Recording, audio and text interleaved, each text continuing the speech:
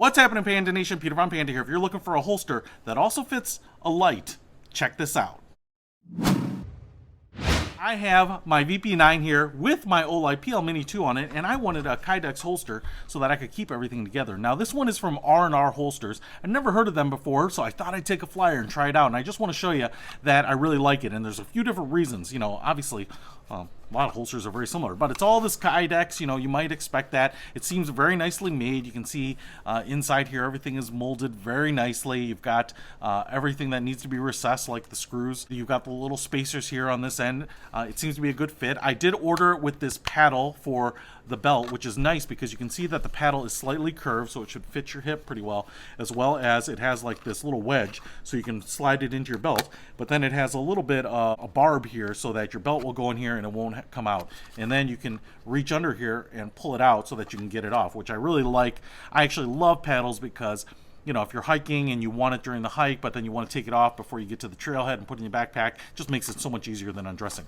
Now, the other thing I really like about this holster and this paddle is that the paddle is adjustable so that you can adjust the cant or the angle of it. So you can see we have two Phillips head screws here. What I can do here is, say, remove one of these screws. So if I wanted the pistol to angle forward more, I would remove this front one.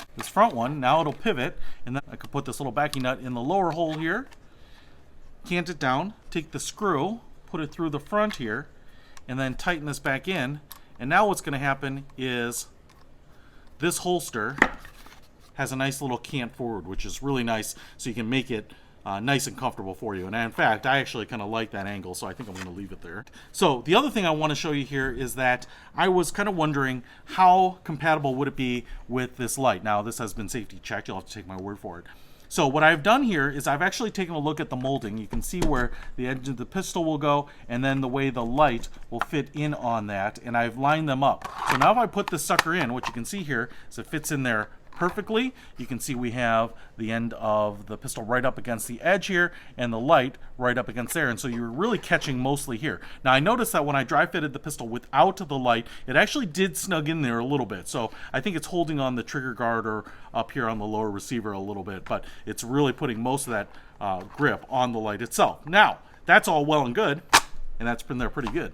But you can see here, this is a great position because nothing is blocking the trigger guard, right? And I can still access that light, fantastic.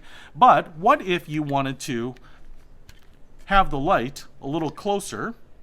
And for me, I don't mind it being really close to this trigger guard and just a little overlapping. Even with a gloved hand, I could still get it in there. But what that does is it puts it just a little closer to my trigger finger so that I can access that light a little easier, just like that. Will this still fit?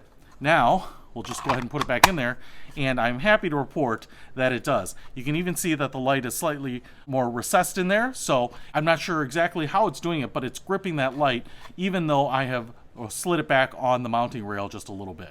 So that's really great news because I wasn't sure if I had to have the light exactly lined up with that or give them some more specification to say, hey, I'm using that second slot, but I've got the lights switched back or slid back as far as possible. So great overall. I love it because now I can kind of customize where that light is, and it's still got a lot of retention in there, and it's not going to fall out. So if you want to pick up a holster from R&R, this thing was only 45 bucks as well, so I think it was a really great value. I'll put a link to it in the description below. Peter von Panda, out.